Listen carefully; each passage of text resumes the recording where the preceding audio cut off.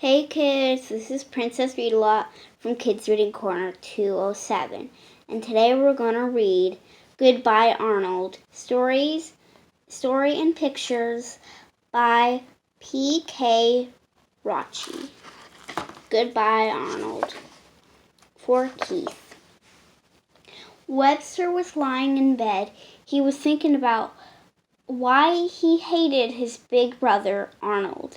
There were so many reasons. Arnold didn't share.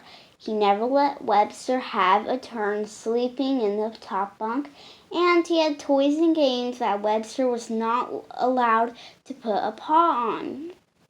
Arnold was bossy and said he wasn't, and he even snored in his sleep and said he didn't. Worst of all, he was always around, acting important.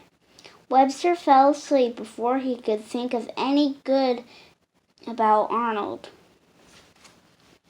That night, Webster had a dream that Arnold was leaving home.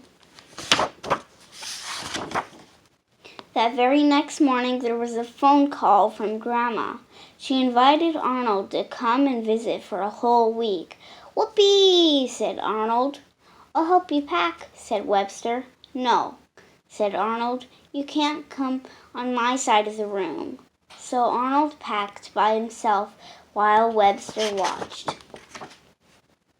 As soon as Arnold was out of the front door, Webster ran back to the room to Arnold's side. He tried out everything. At dinner, Webster sat in Arnold's chair.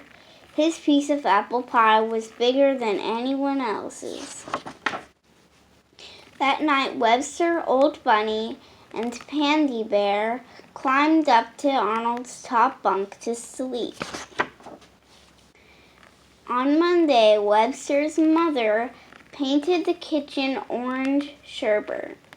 Webster painted the inside lower half of the pantry door yellow glossy, all by himself.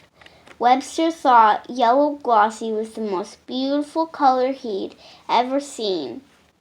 His mother and father said he was a fine painter, and no one told him that he should have painted it better or different or not at all. On Tuesday, Mother baked a cake to celebrate how beautiful the kitchen looked. Webster helped. He did all the important things. He cracked eggs and beat the batter. And he didn't have to fight over who got to lick the frosting bowl. It was all his. Webster's friend Sam came over to visit on Wednesday. Sam didn't like wrestling or playing Monster Wars, so they drew monster pictures. Webster thought Sam was nice, but no one ever had to tell him to use his quiet voice. He was always quiet. Thursday was rainy. Webster's mother said he could have a picnic lunch in his room. The soft fall of the rain outside was the only sound Webster heard as he fed Old Bunny and Pandy Bear their lunch. Webster remembered the last picnic lunch in his room. He and Arnold had made a tent out of quilts and pretended they were camping out at night. They had to yell a lot to scare away some bears.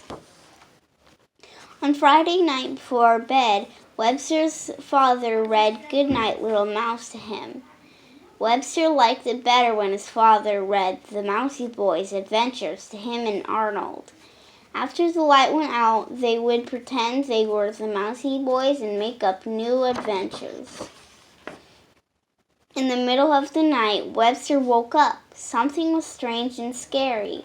He sat up and listened. "I hear too much quiet," he yelled, but no one heard him. It took Webster a long time to get back to sleep.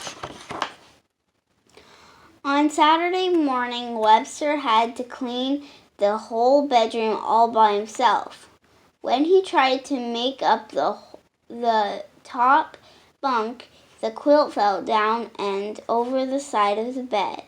He couldn't pull it up. Webster climbed down to try to figure out how to get the quilt up again. But then he had an idea. He took his own quilt and pushed it under Arnold's mattress. Then Webster climbed into the top bunk. "Wait till Arnold sees my cave," he said.